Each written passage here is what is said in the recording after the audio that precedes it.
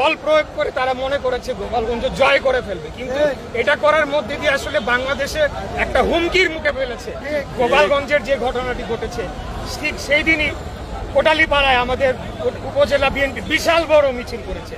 কিছুদিন আগে গোপালগঞ্জ জেলা বিএনপি বিশাল বড় সমাবেশ করেছে।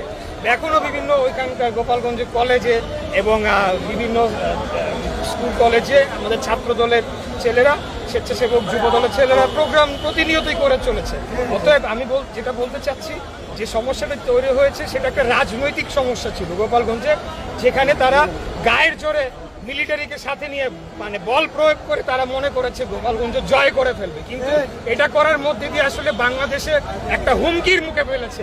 নির্বাচনের যেমন একটা হুমকি রয়েছে, পাশাপাশি এই যে খুনি হাসিনা, তারা তো এখন উজ্জীবিত হবে, তাদের চেতনা তো আবার 1 মাস পরে জাগ্রত হবে, তখন তাদেরকে ঠেকানো তো আমাদেরকেই ঠেকাইতে হবে। বিএনপির এখন আরো এক্সট্রা কঠোর পরিশ্রম করে মাঠের থেকে ফ্যাসিবাদী আওয়ামী লীগকে দমিয়ে রাখতে হবে। এদের তো সেই মুরদ নাই, কিন্তু তারা নিজেদেরকে জাহির করার জন্য সেখানে গিয়ে একটা পরিস্থিতি তৈরি করলো এবং গায়ের জোরে গিয়ে বাহাদুরি করার চেষ্টা করলো, যেটা কোনো দরকার ছিল না তাদের। আমরা তাদের সমর্থন জানাচ্ছিলাম।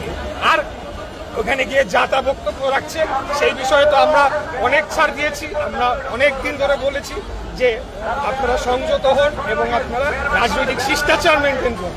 নাহিদ ইসলাম আমাদেরকে চাঁদাবাজের দল বলছে, হাসনাত আব্দুল্লাহ সে আরেকটা কি জানি আজকে বলছে। তো আমি বলবো যে আমি তাদেরকে হেয় প্রতিপন্ন করে কথা বলতে চাই না, কারণ এটা একটা শুরু হলে তো শেষ হয় না কাদা চড়ে। আমি বলবো যে তারা আরো দায়িত্বশীল আচরণ করুক। তারা যদি একটা নিবন্ধিত রাজনৈতিক দল হিসেবে মানুষের কাছে এবং নির্বাচন কমিশনের মাধ্যমে প্রতিষ্ঠা পেতে চায়, তাদেরকে সেই দায়িত্ব জ্ঞানের জায়গাটি প্রমাণ করে আসতে হবে, যদি তারা আসলে একটি রাজনৈতিক দল হিসেবে স্বীকৃতি লাভ করতে চায়।